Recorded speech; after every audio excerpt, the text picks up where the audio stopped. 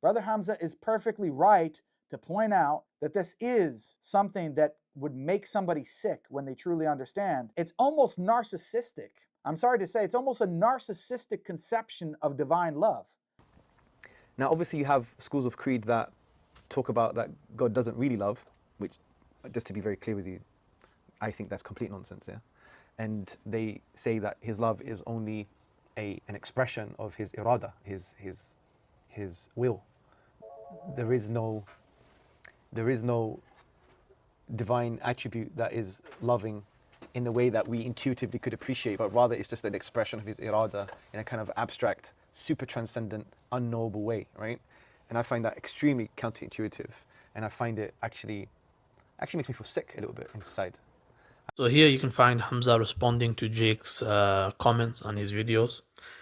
So here you can see he highlights that he actually highlights that the way this is being approached is incorrect. He says algorithm is designed to create endless and useless debates, echo chambers, and disunity.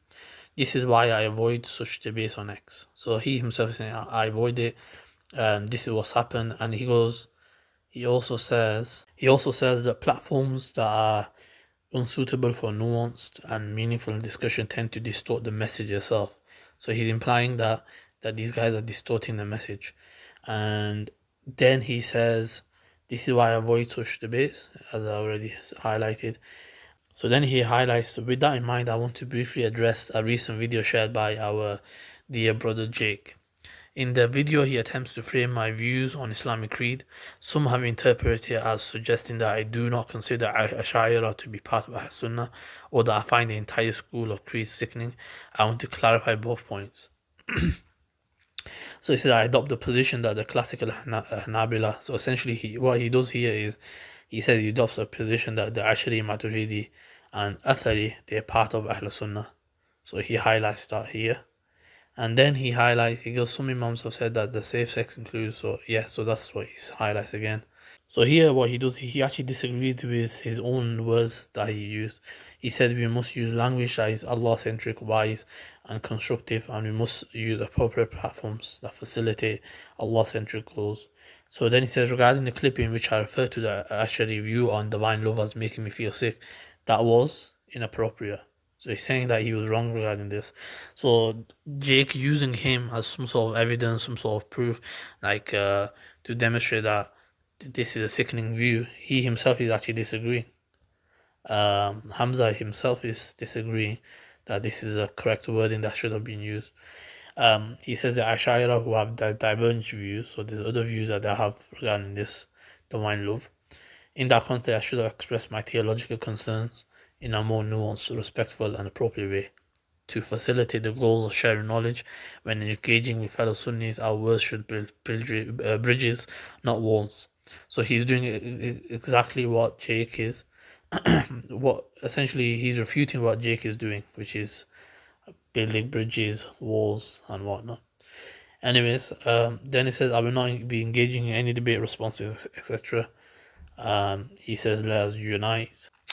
So yeah, that's the summary basically. So he's essentially saying that what Jake is putting out there is incorrect, and he actually says it's inappropriate wording that he shouldn't have used, and such things shouldn't essentially happen, because he says here it's a distorted message. So people try to distort the message. So yeah, so this is a refutation of Jake. As you can see here in these posters, you'll find Hamza actually uniting and having conferences and meetings with the Ash'ari Imams and having respect, mutual respect. So the way this guy, Jake, was trying to pitch him against the Ash'aris was a very bad mistake. Because we know who he is, and we know in the way he behaves with the Ash'aris. He has a pleasant and respectful outlook. Hamza actually does ta'wil in one of the sifat. So you'll see in the next clip where he does this.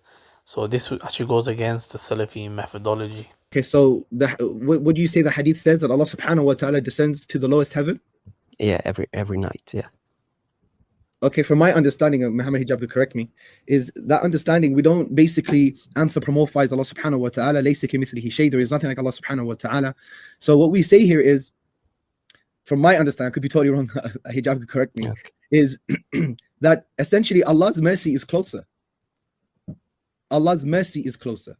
His perfection is maintained by the fact that when he has the opportunity, when creation exists, and he's able to actually love his creation, he does express that love, mercy, and compassion towards his creation. Wow, so according to 𝗥𝗘𝗦𝗣𝗢𝗡, God maintains his perfection by waiting for the opportunity to arise in creation, pouncing on the opportunity, expressing his love, and in doing so, he has maintained his perfection. Allahu Akbar. So, wal-iyadu billah, God is an opportunist. God is waiting there. He's waiting for the creation to present the opportunity before him. He pounces on that opportunity, and in doing so, he maintains his perfection. So the perfection of God is contingent on the creation. I don't know if all of these Wahhabis agree with you. Allahu alam. That contradicts with the basics, ABCs of Islam.